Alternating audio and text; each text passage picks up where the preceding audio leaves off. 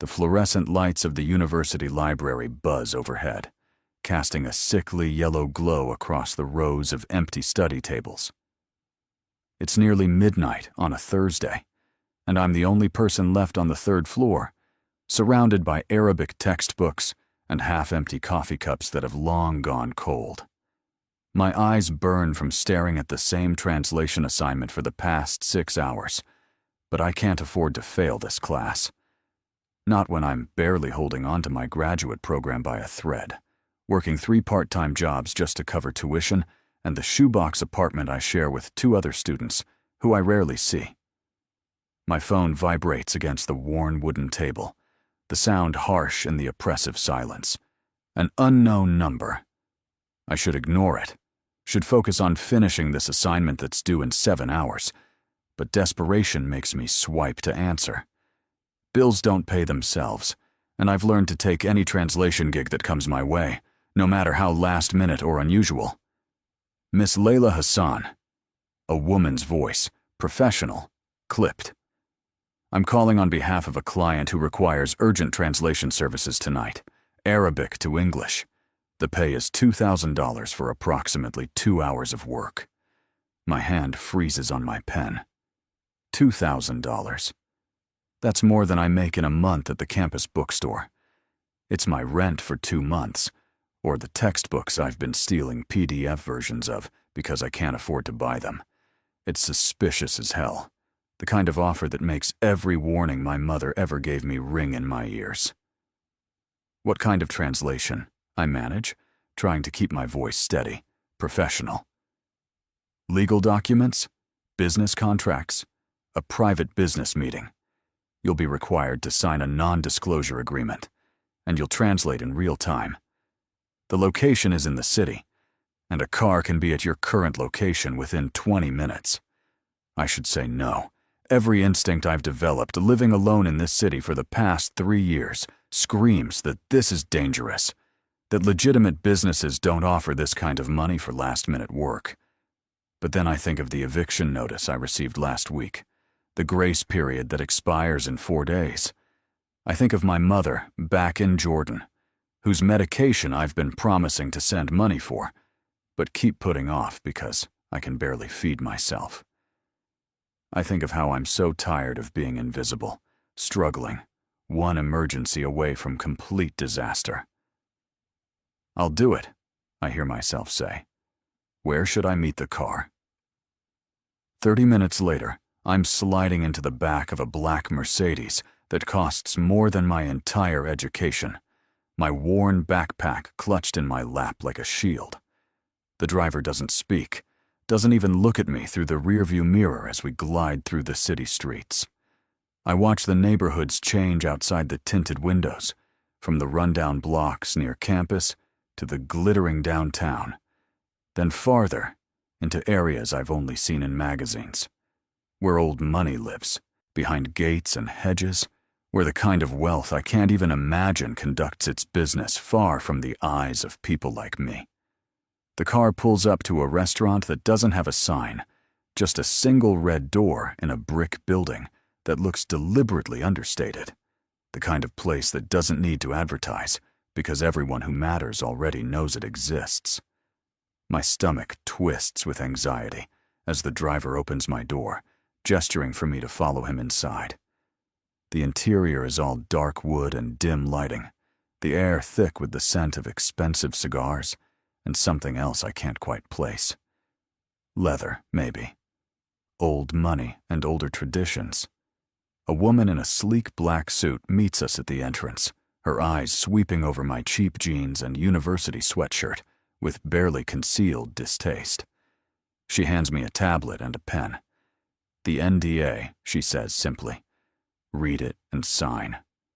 My hands tremble slightly as I scroll through the legalese. It's thorough, binding me to secrecy about everything I see and hear tonight under penalty of legal action that would bankrupt me several times over. I sign it anyway, because I'm already here, and $2,000 is $2,000.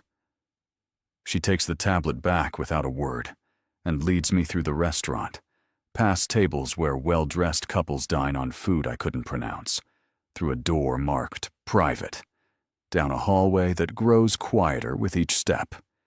She stops at another door, this one heavy and soundproofed. You'll translate everything that's said in Arabic, everything. You'll speak clearly and keep your eyes on your notes.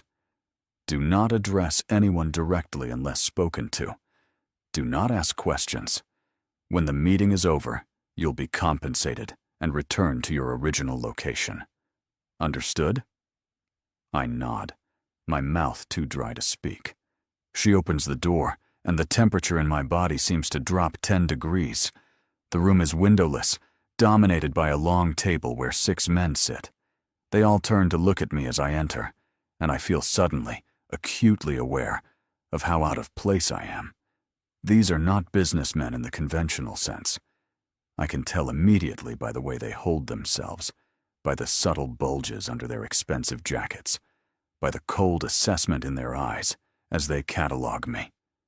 The woman gestures to a chair positioned slightly behind and to the left of the head of the table, where a 7th man sits. I don't look at him directly as I take my seat, pulling out my notebook and pen with hands that I will to steadiness. But I can feel his presence like a physical thing, can sense the weight of authority that radiates from him. The same way you can feel a storm coming before the first drop of rain falls. The woman leaves, the door closing with a definitive click. For a moment, there's only silence. Then one of the men across the table begins speaking in Arabic, his accent placing him from somewhere in the Gulf states, his tone formal and careful. "We appreciate you meeting with us on such short notice," he says, and I translate in a low voice, trying to keep my tone neutral. "The shipment from Beirut has been delayed. Our mutual friend sends his apologies and assurances that the matter will be resolved within the week." My pen moves across the paper, taking notes in a kind of automatic shorthand I developed in my graduate courses. I'm aware that I'm translating something I shouldn't be hearing, something involving shipments and coded language that probably means drugs or weapons or something equally illegal. But I keep my face blank, my voice steady. $2,000, I remind myself. 4 days until eviction. The meeting continues for over an hour. I translate discussions of territories and percentages, of problems with local officials, and solutions that involve amounts of money that make my head spin. I translate veiled threats and carefully worded alliances, all while keeping my eyes firmly on my notebook. The man at the head of the table, the one I'm seated behind, doesn't speak. He just listens, occasionally leaning back in his chair, his presence somehow dominating the room despite his silence. Then one of the men makes a mistake. He switches from Arabic to English for a single sentence, probably forgetting I'm there, forgetting I speak both languages. Except what he says makes my blood run cold. "The Hassan family won't be a problem after tonight. We've already sent people to the address. Hassan. My family name. My mother's name. And I know, with the terrible certainty of instinct, that he's talking about my mother. About the address in Jordan where she lives alone, where I sent her money last month, where my cousin mentioned seeing strange men asking questions about me. My pen slips from my fingers, clattering against the table. The sound is deafening in the sudden silence. Every eye in the room turns to me. I can feel the color draining from my face, feel panic rising in my throat like bile. I opened my mouth, then close it, desperately trying to maintain the appearance of professional detachment. But my hands are shaking, and I know they can all see it. The man at the head of the table moves for the first time, turning slightly to look at me. I still don't meet his eyes, can't bear to, but I can feel his gaze like a laser focused on the side of my face. Is there a problem? His voice is quiet, slightly accented with Italian, but there's something underneath it that makes the hair on the back of my neck stand up. Controlled danger. like a blade pressed against skin just hard enough to remind you it's there. No, I manage, but my voice cracks on the word. I need a moment. I'm sorry. Your name is Layla Hassan? He asks, still in that same quiet tone. I nod, unable to speak. My mind is racing, trying to calculate if there's any way out of this room, if I could somehow warn my mother, if I could call my cousin and Jordan before these men, whoever they are, whatever they want, get to her first. The man at the head of the table says something in Italian, rapid and sharp. One of the other men responds, also in Italian, and I catch enough words to understand they're discussing me, discussing my family, discussing the interesting coincidence of my name. Then he switches back to English, addressing the man who mentioned my family. This meeting is over. Leave. All of you. It's not a request. The 5 men stand immediately, filing out of the room without argument, without even collecting the papers spread across the table.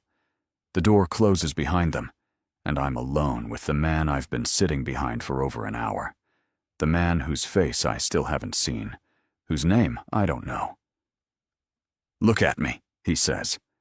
I force myself to turn, to lift my eyes from my notebook, and the first thing I notice is that he's younger than I expected, maybe early 30s, with dark hair swept back from a face that would be handsome if it weren't so severe. Sharp cheekbones, a jaw that looks like it was cut from marble, and eyes that are such a dark brown they're almost black. He's watching me with an intensity that makes me want to shrink into my chair, but I hold his gaze because I'm too terrified to look away. Tell me, he says, slowly, clearly, why you reacted when Ahmed mentioned the Hassan family. My throat constricts. I don't know what to say.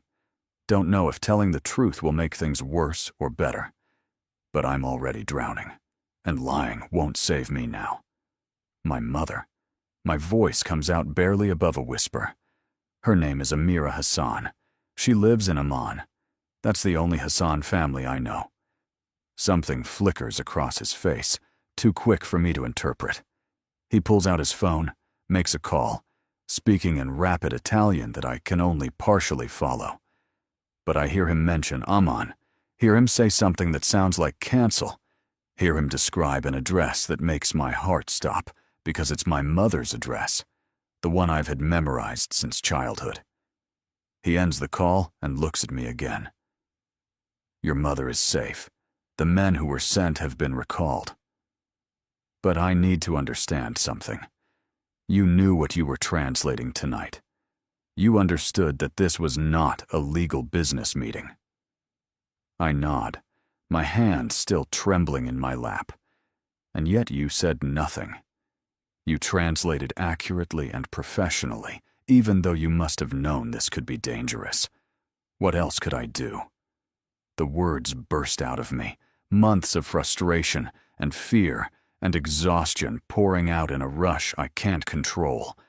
I needed the money. I'm about to be evicted. I can barely afford to eat. My mother needs medication I can't pay for. I take every translation job I can get, because I'm drowning in student debt and working 3 jobs that still aren't enough. So yes, I knew this wasn't legal. I knew I should walk away. But $2,000 it's everything to me right now. The confession hangs in the air between us. I've just admitted to being complicit, to being so desperate that I'd translate for what is clearly some kind of criminal organization. I've shown him exactly how vulnerable I am, how easy it would be to exploit me or dispose of me. But instead of the anger or disgust I expect, his expression shifts into something I can't quite read. He leans back in his chair, studying me with those dark eyes that seem to see straight through every defense I've ever built. You speak Arabic and English fluently. What else?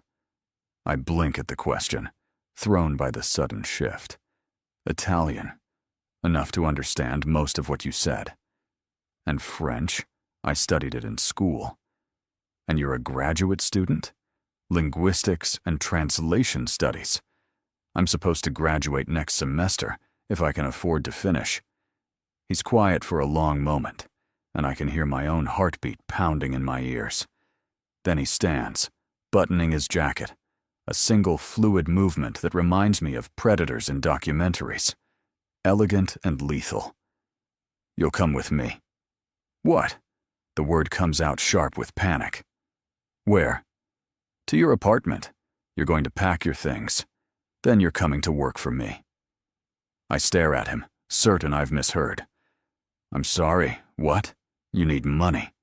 I need a translator I can trust, someone who understands the value of discretion and has enough at stake to ensure their loyalty. You've already signed the NDA, and you've demonstrated tonight that you can remain professional under pressure. The salary is $15,000 a month, plus housing, health insurance, and a signing bonus of $50,000. The numbers don't make sense. They can't be real. That's more money than I've ever imagined having, the kind of salary that would change everything. But nothing is free, especially not from men who hold meetings in soundproofed rooms and send people to addresses in foreign countries.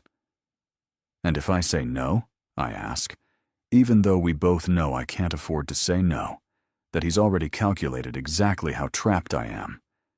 Then I'll pay you the $2,000 for tonight's work and have you driven home. But your opportunities for employment in translation will be significantly limited after I make some calls. You have a gift, Miss Hassan. It would be a shame to waste it serving coffee at a bookstore. The threat is subtle but clear. Work for him, or be blacklisted from the only career path I've spent years preparing for. It's not really a choice at all, which I suspect he knows perfectly well. What exactly would I be translating? I ask, trying to find some foothold in this conversation, some way to understand what I'm agreeing to. Business meetings, phone calls, documents, nothing that will endanger you directly, and you'll be under my personal protection at all times. What you heard tonight will never be mentioned again, and the misunderstanding regarding your family has been resolved. You have my word. And what's your word worth? The question comes out more sharply than I intend, but I'm too overwhelmed to care about politeness anymore. For the first time, his expression shifts into something that might almost be amusement, a slight curve at the corner of his mouth that doesn't quite become a smile. Everything, he says simply. In my world, Miss Hassan, your word is the only currency that truly matters. Break it, and you're finished. Keep it, and doors open that you never knew existed. He extends his hand, and I notice details I missed before. Long fingers, a signet ring on his right hand, with an engraved crest I don't recognize, and something about the way he holds himself that speaks of power that goes beyond money or muscle. This is someone accustomed to being obeyed, to having his orders carried out without question. My name is Marco Valenti, he says. Do we have an agreement? I look at his outstretched hand, at this man who has just upended my entire life in the space of an hour, who holds my future in his palm like a chess piece he's deciding whether to play or discard. I think of my mother, safe now because of a single phone call he made. I think of the eviction notice and the empty refrigerator and the constant, grinding anxiety of never having enough. I think of the way he said personal protection, like it was a shield he could wrap around me, like being under his umbrella meant safety instead of danger. I take his hand. His grip is firm, warm, and there's calluses on his palm that I can feel even through the brief contact.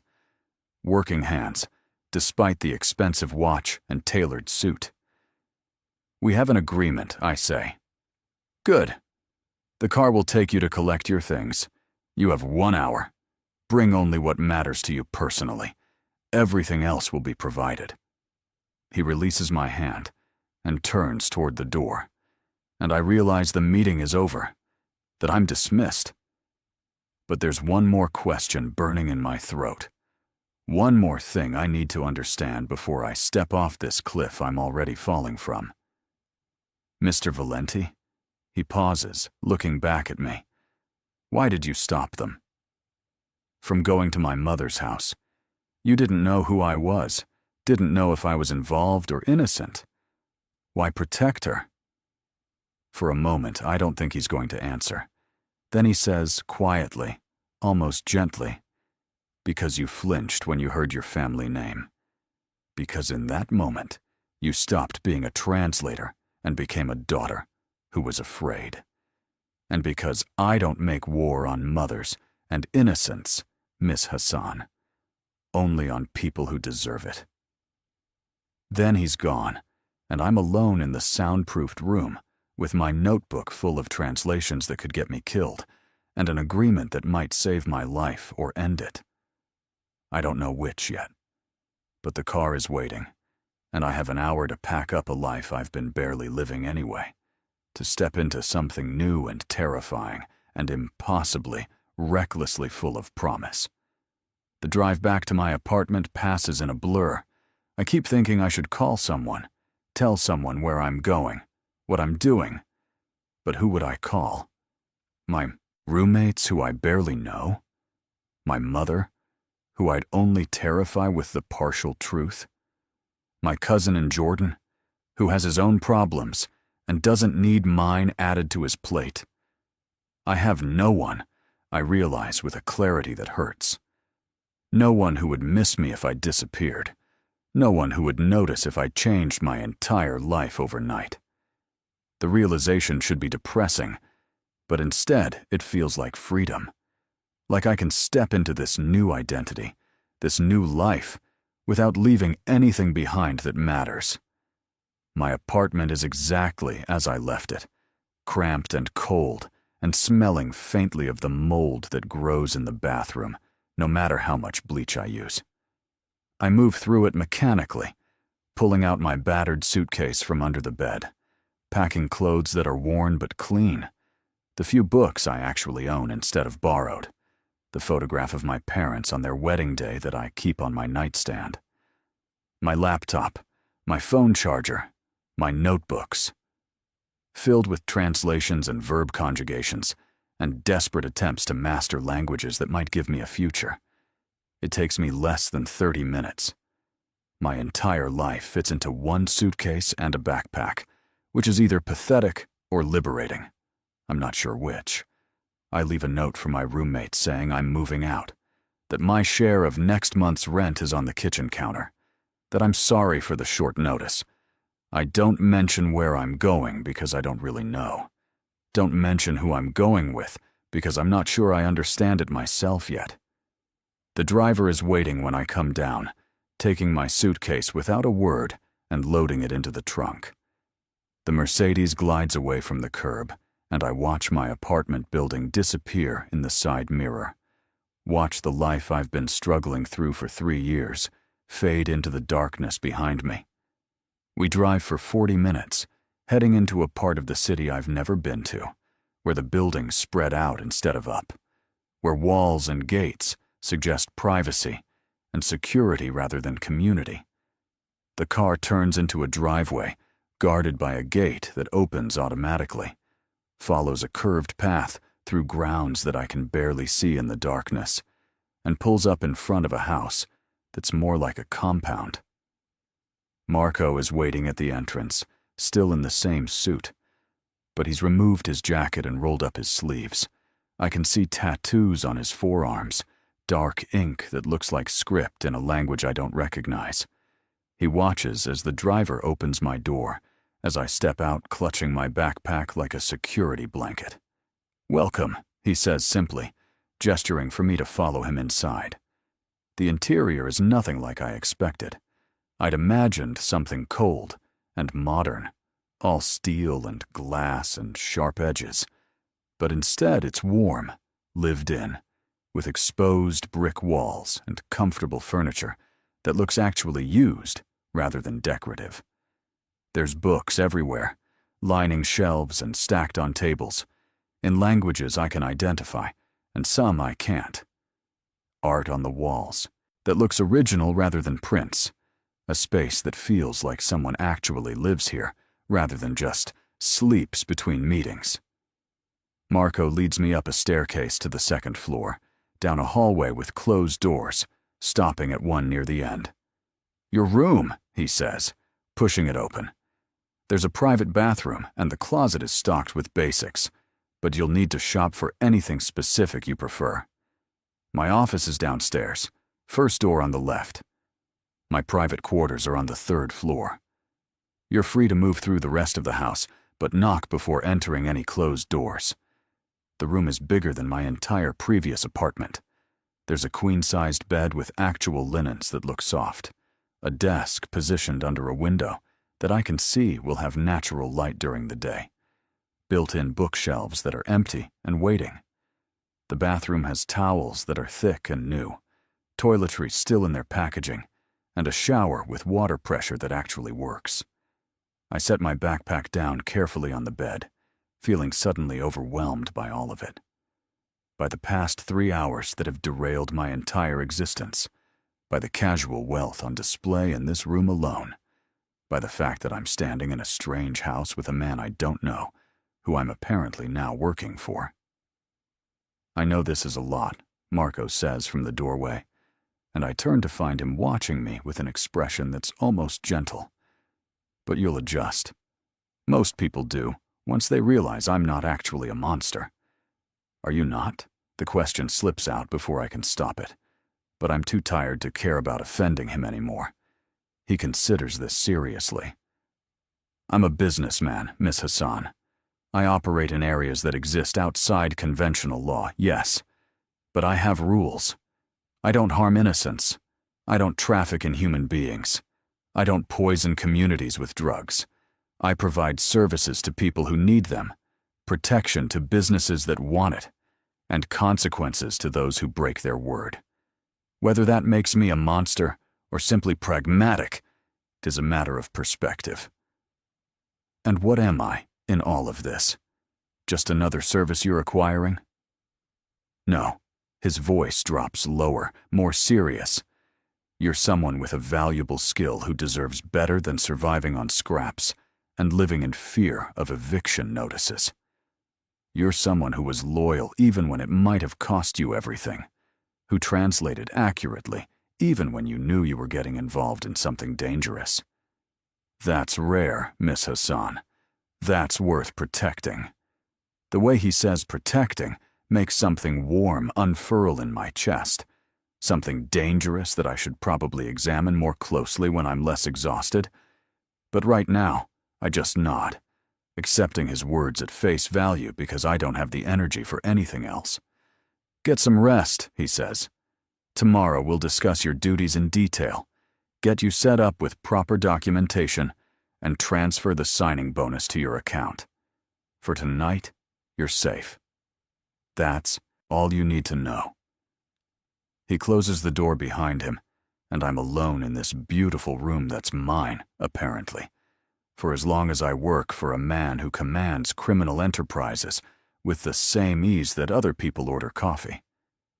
I should be terrified, should be planning my escape, should be calling someone, should be doing something other than what I actually do, which is collapse onto the impossibly soft bed and sleep for the first time in months without the crushing weight of anxiety pressing down on my chest. I wake to sunlight streaming through windows I forgot to cover, disoriented for a moment before everything comes rushing back. The translation job, the meeting, Marco's offer. My entire life changing in the space of a few hours. I reach for my phone, which I plugged in before falling asleep, and see it's nearly noon. I've slept for over 12 hours, longer than I have in years. There's a text from an unknown number. "Breakfast is in the kitchen whenever you're ready. Take your time." I shower in the bathroom with its perfect water pressure and expensive soap that smells like sandalwood and something darker. I dress in the best clothes I own, which are still obviously cheap compared to everything else in this house, and make my way downstairs following the scent of coffee that smells nothing like the instant powder I've been surviving on. The kitchen is massive, all gleaming counters and professional appliances, and Marco is sitting at an island, reading a newspaper, a cup of espresso in front of him. He's dressed more casually than last night, in dark jeans and a black t-shirt that shows more of those tattoos I glimpsed on his arms. He looks up when I enter, setting the paper aside. "Coffee?" he asks, and I nod, watching as he moves to an elaborate machine that probably costs more than a semester of my tuition, pulling a shot of espresso with the practiced ease of someone who's done this 1,000 times. He hands me the tiny cup, and I take a sip, tasting notes of chocolate and caramel that make my instant coffee taste like dirt in comparison. "There's pastries in the box," he says, gesturing to a bakery box on the counter, "and fruit in the refrigerator.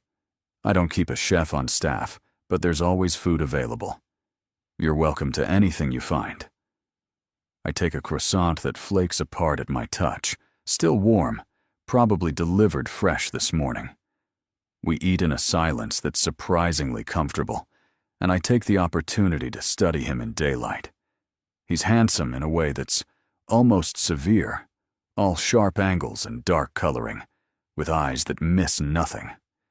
There's a scar along his jawline, faint but visible, and his hands wrapped around his espresso cup are the hands of someone who's done more than sign documents and make phone calls. "The signing bonus has been transferred to your account," he says, pulling out his phone and showing me a confirmation screen. $50,000.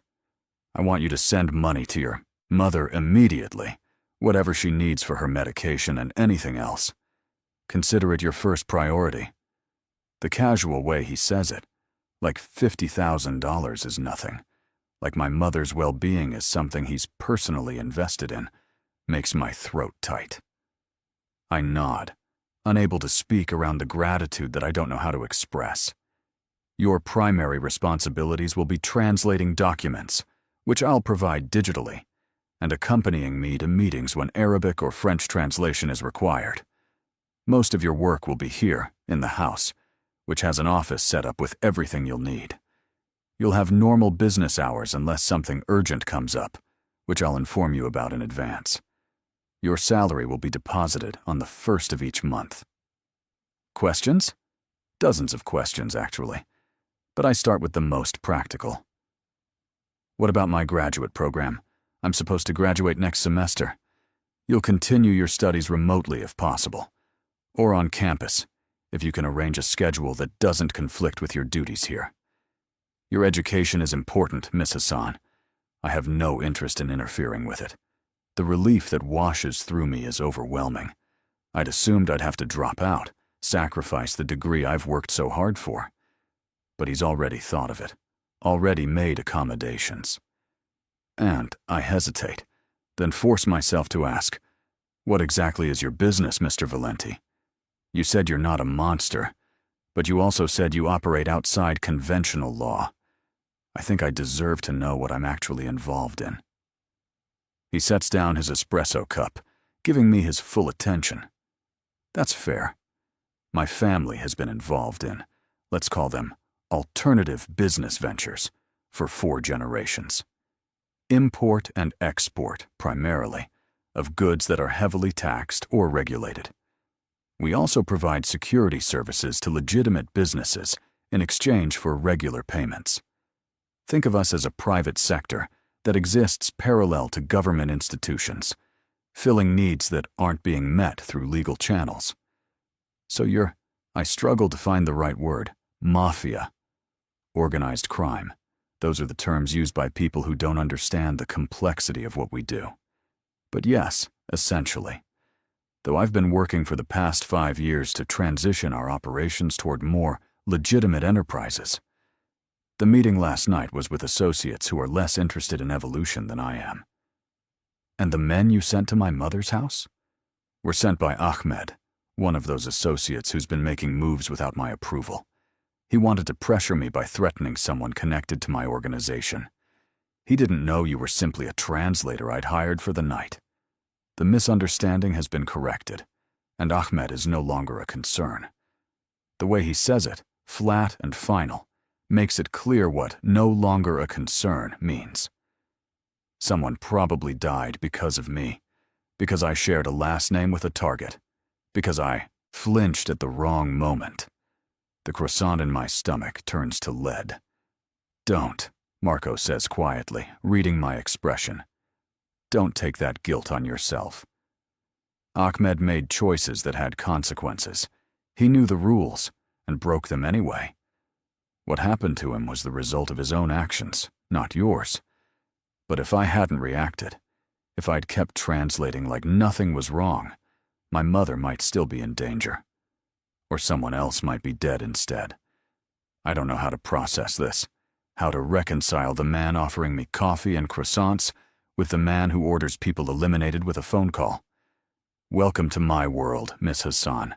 It's not clean or simple, and it requires making choices that have weight. But it's honest in its way. I don't pretend to be something I'm not. I don't hide behind legislation and legal fiction. I tell you exactly what I am, and you decide if you can live with it. Can I? I ask, more to myself than to him. Can I live with this? That's something only you can answer. But I think you're stronger than you believe, or you wouldn't have survived the past 3 years alone in a foreign city, working yourself to exhaustion, refusing to give up on a degree that might lift you out of poverty.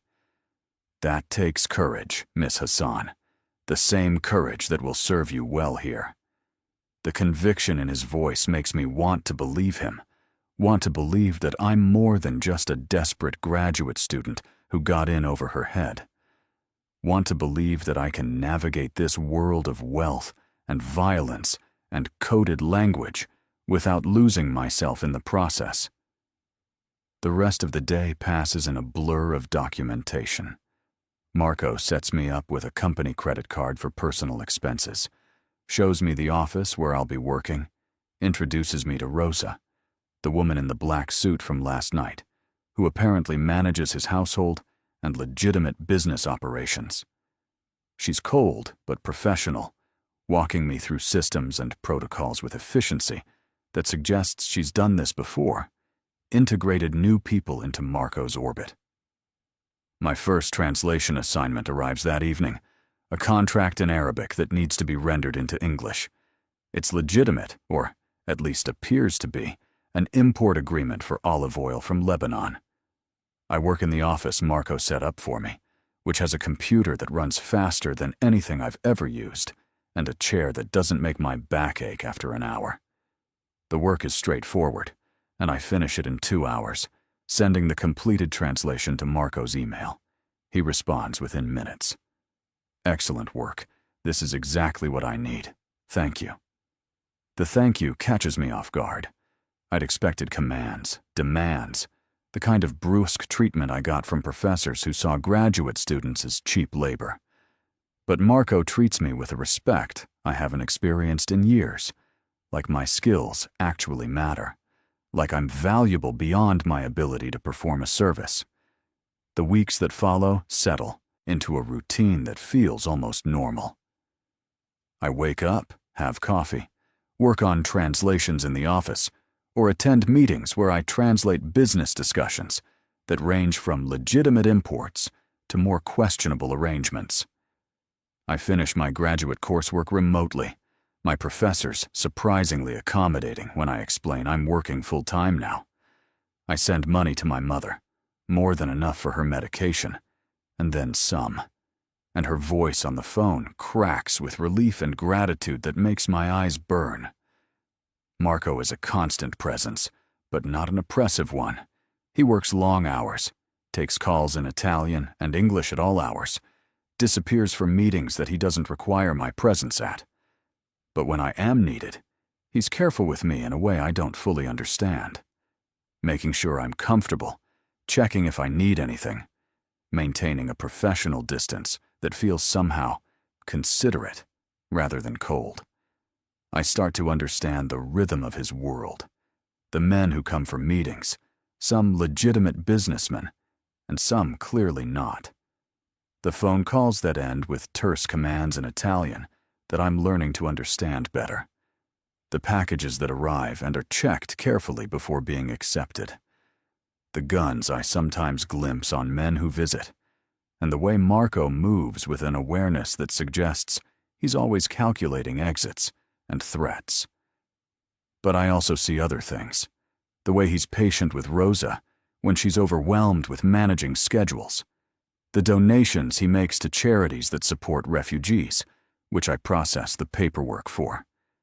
The time he spends on the phone with his younger sister, his voice softer than I've ever heard it, laughing at something she says. The books he reads, philosophy and history and poetry in multiple languages. The small acts of kindness he extends without fanfare or expectation of recognition. He's a contradiction, this man who orders violence with one breath and quotes Marcus Aurelius with the next.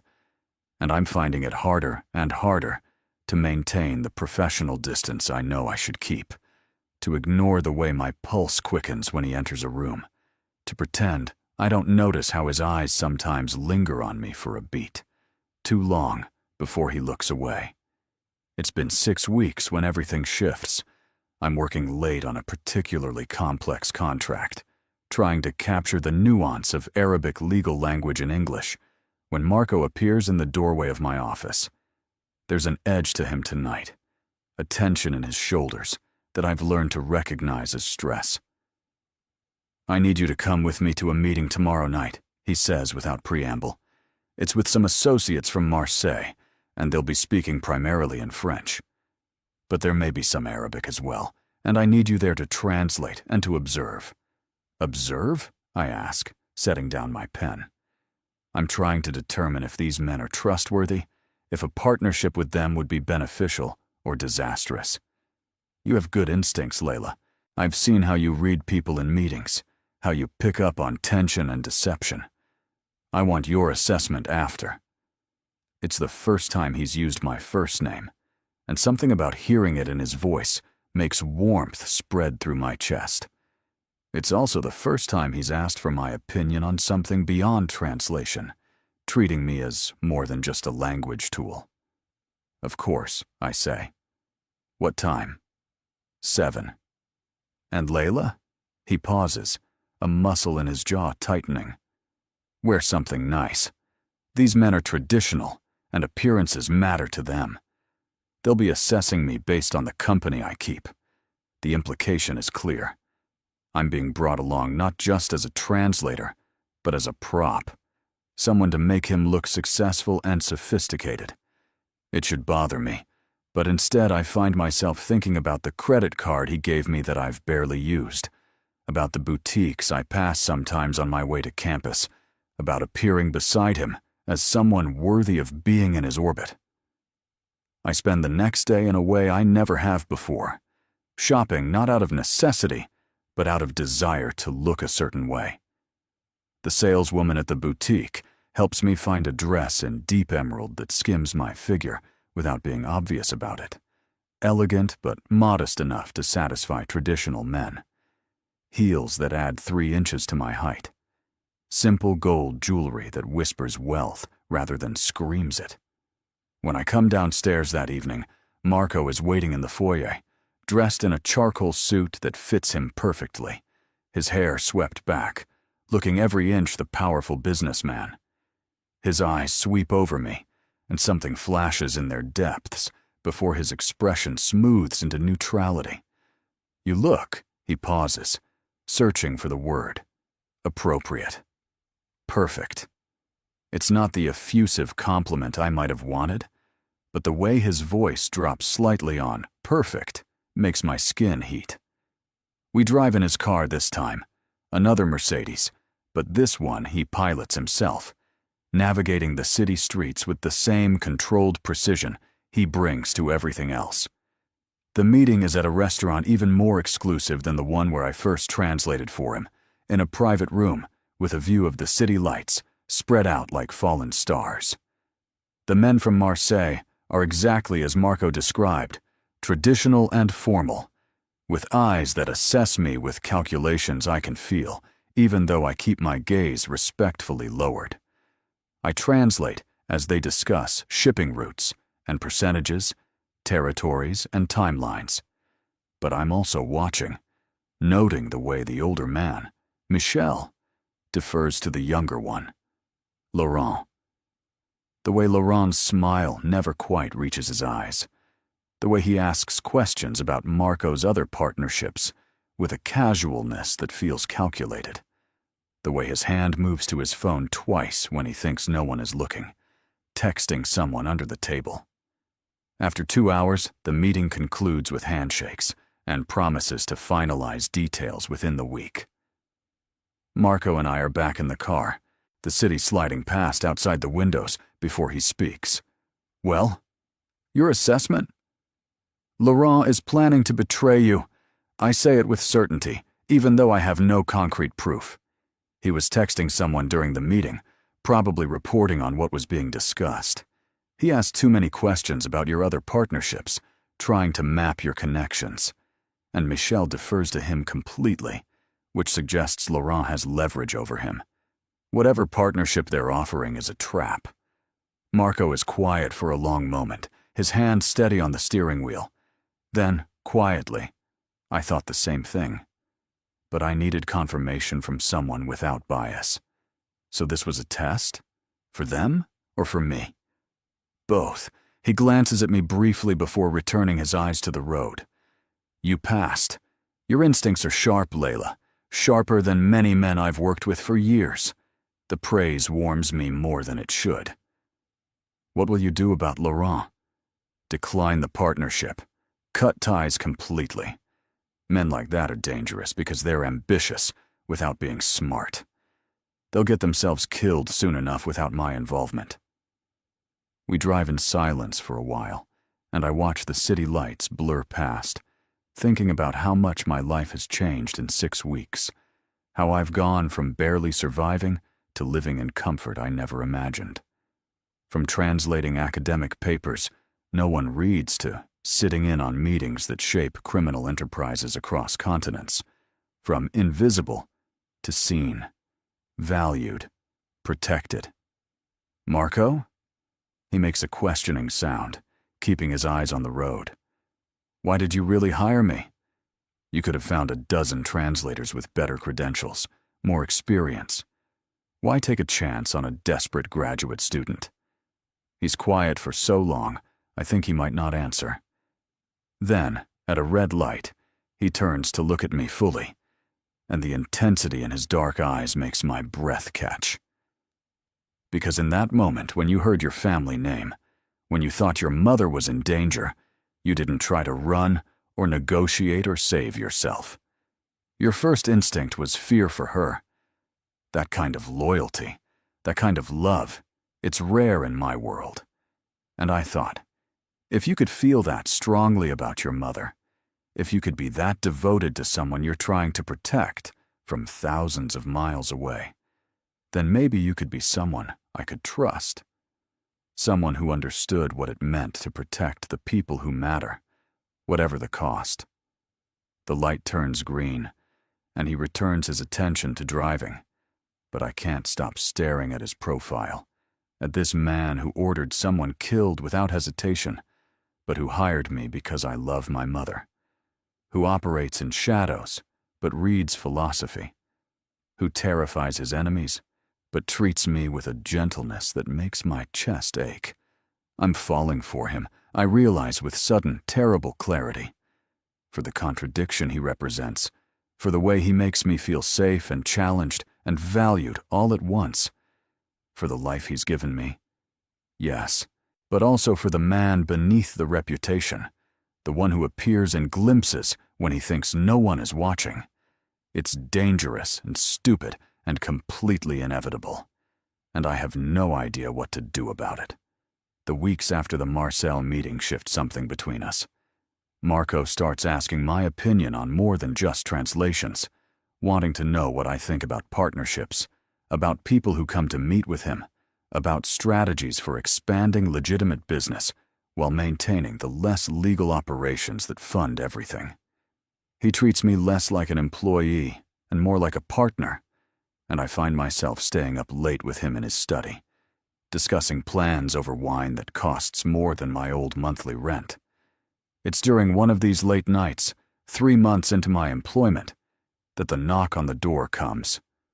Urgent, frantic, accompanied by shouting in Italian that I'm now fluent enough to understand, means trouble. Marco is on his feet immediately, gesturing for me to stay in the study as he strides to the entrance. I follow anyway, staying in the shadows of the hallway, and watch as he opens the door to reveal one of his men, bloodied and supporting another man who's unconscious. Behind them, I can see 2 more bodies being carried from a car, and my stomach clenches with dread. What happened? Marco's voice is calm, but I can hear the steel underneath it. Ambush. The guy from Marseille, Laurent. He sold information about tonight's pickup to the Calabresi family.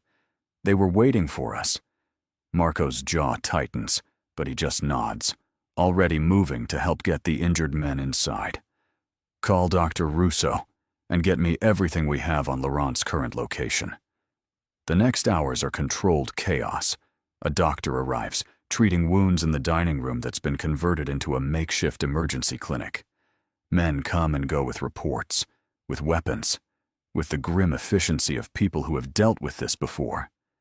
And through it all, Marco is the center of calm, making decisions, giving orders, his voice never rising, but his authority absolute.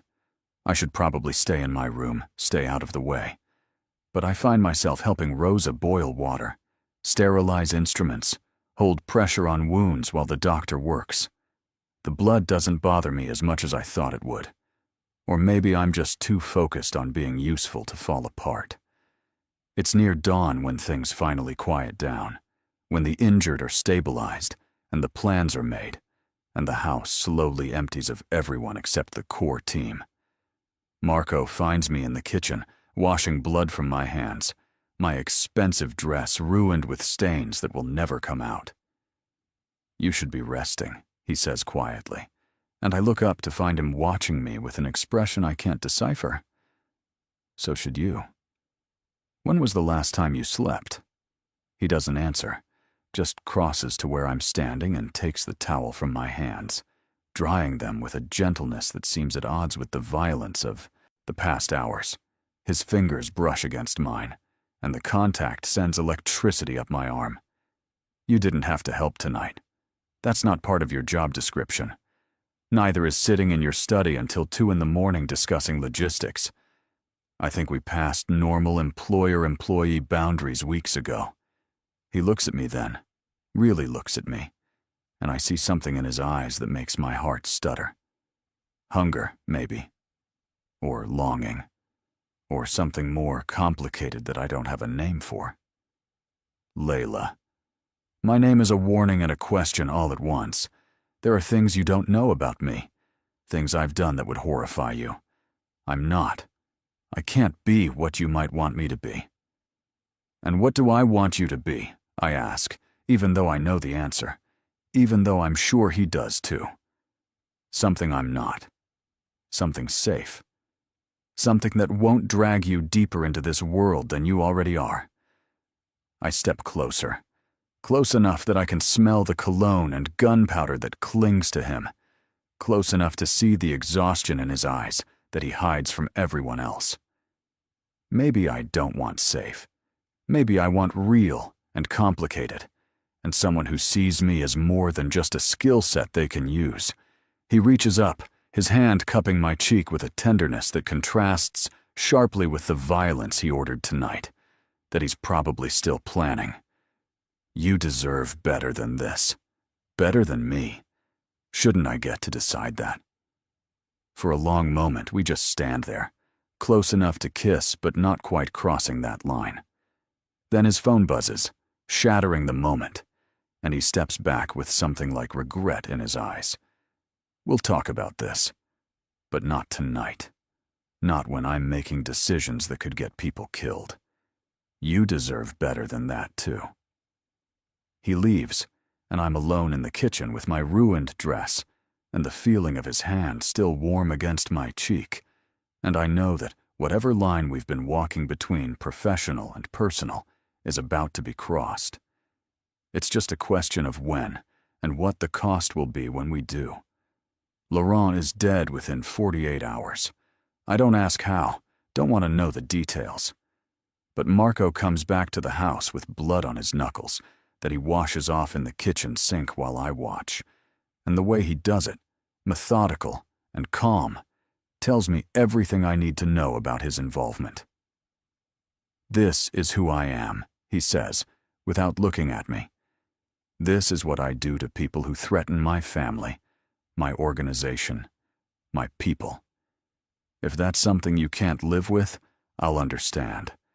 I'll help you find a new position, somewhere safe, with references that will open any door you want."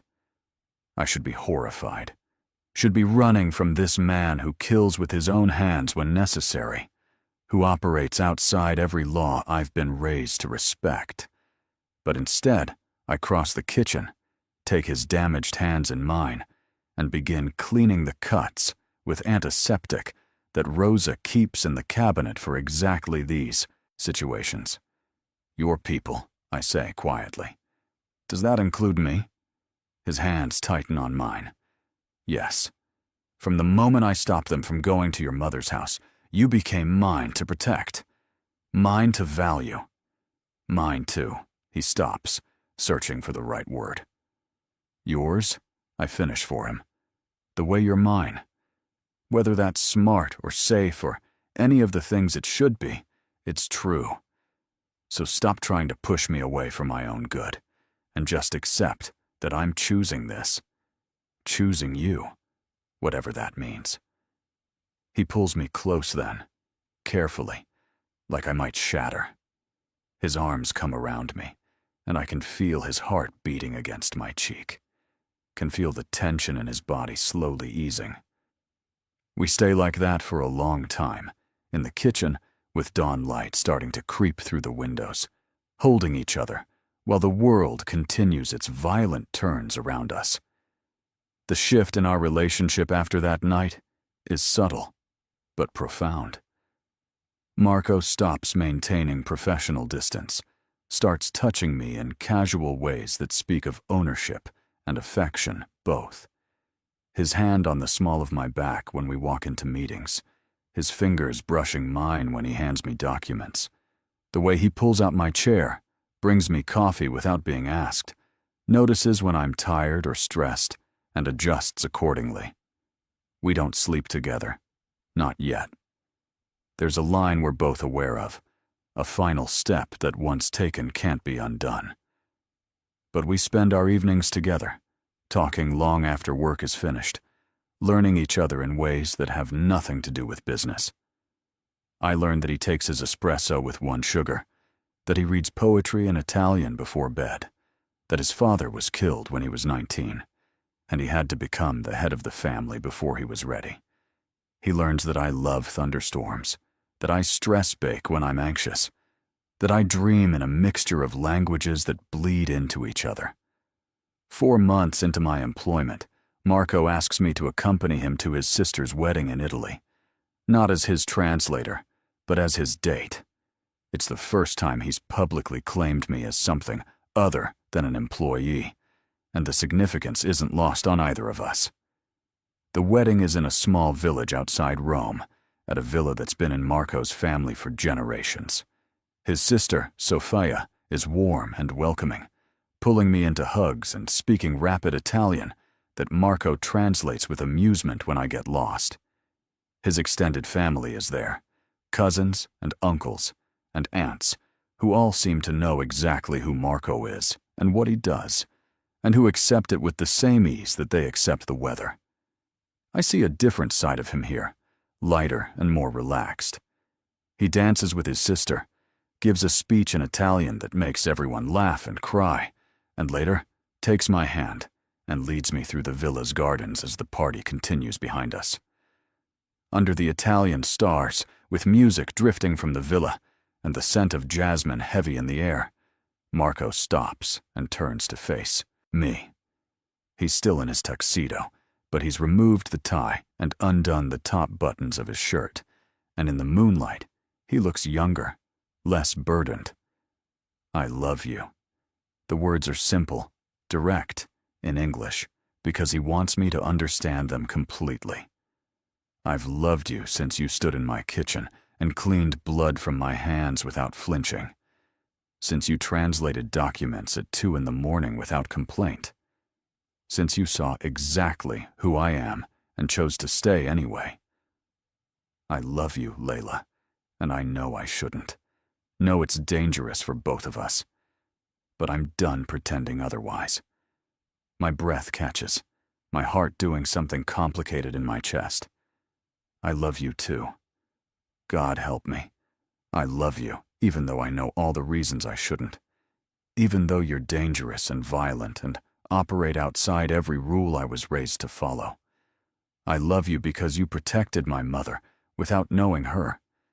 Because you value my mind as much as my skill. Because you read Marcus Aurelius and cry at your sister's wedding and make me feel seen in a way no one else ever has. He kisses me then, finally, after months of circling around each other.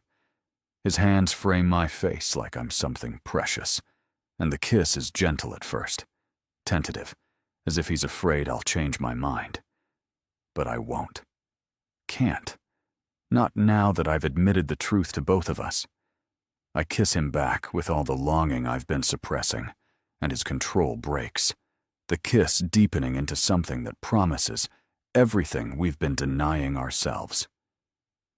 We make love that night in his childhood bedroom, in the villa where generations of his family have lived and loved and died. And it feels like finally coming home, like finding the missing piece I didn't know I was searching for. He's gentle but intense, mapping every inch of my skin like he's memorizing it, whispering Italian words that I'm learning mean beautiful. Mine, forever.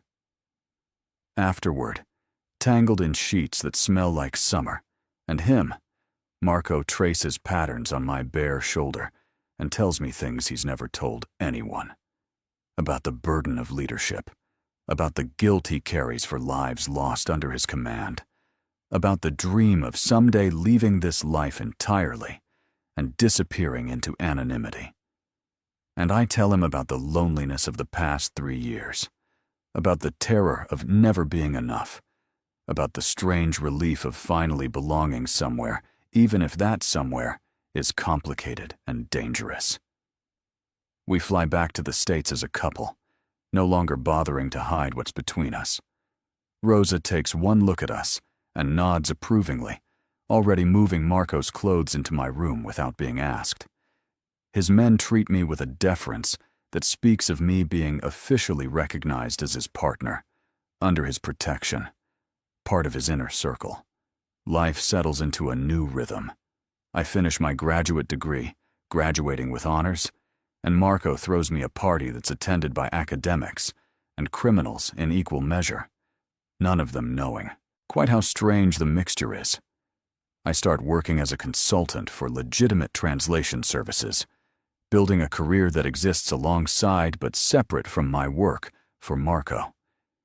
He transitions more of his operations toward legal enterprises, slowly extracting himself from the most dangerous aspects of his business.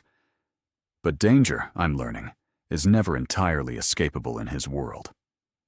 6 months after Italy, I'm home alone when the door crashes open. 2 men I don't recognize storm in with guns drawn, shouting in accented English for me to come with them. I freeze, every self-defense lesson Marco insisted I take, flying out of my head in the face of actual violence. Then training kicks in.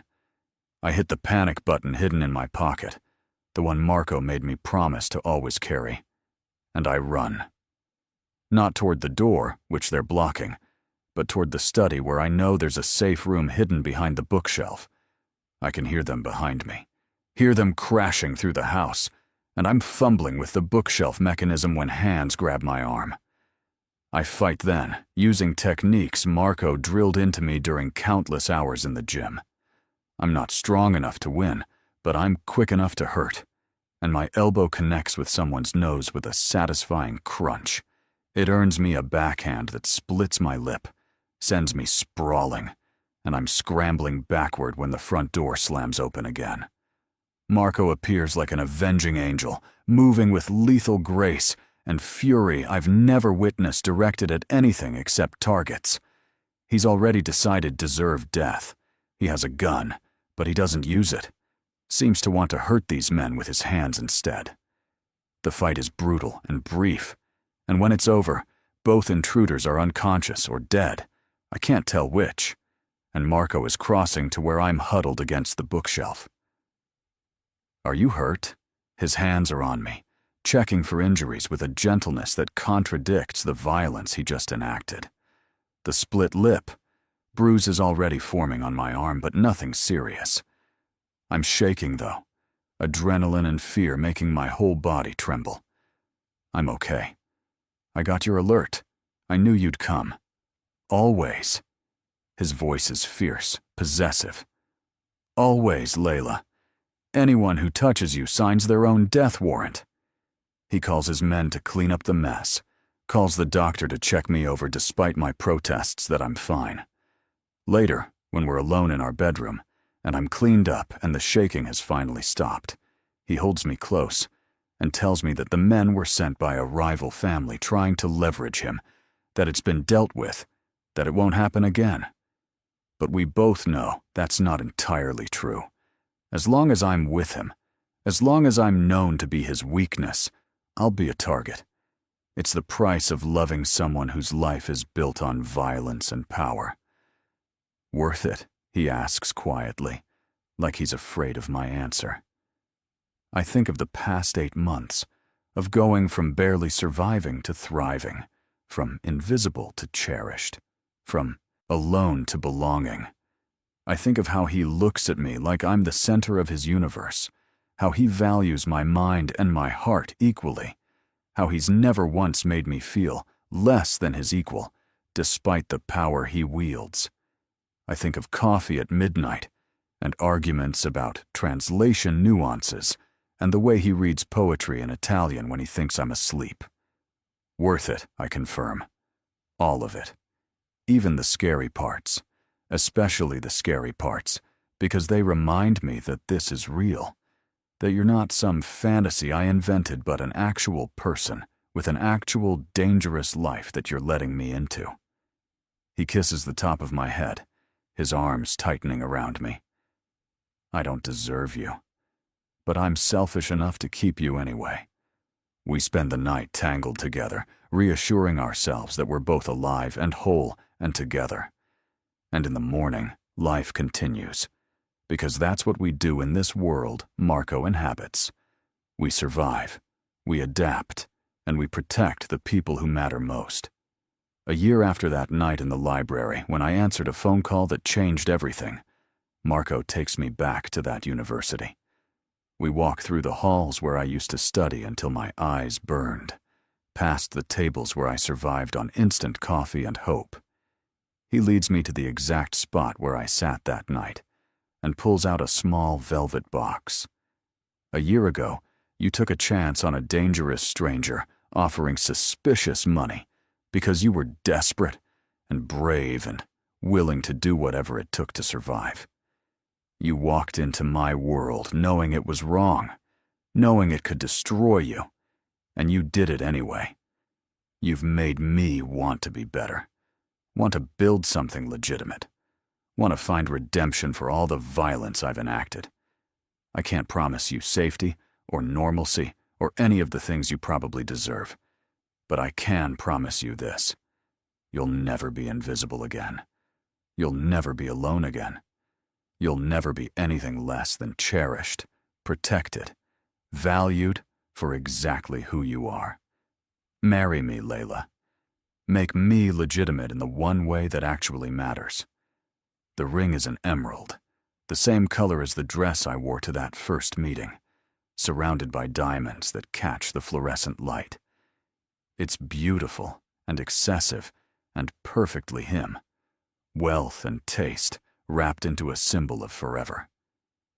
I say yes, Of course I say yes, because this man saw me when I was broken and desperate, and he didn't try to fix me or save me.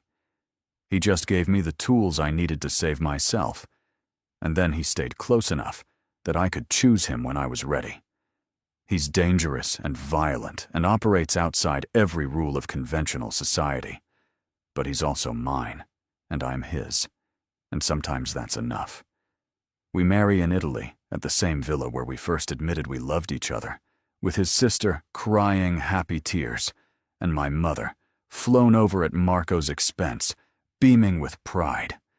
It's a small ceremony, intimate, because the people who matter most to us can fit in a single room.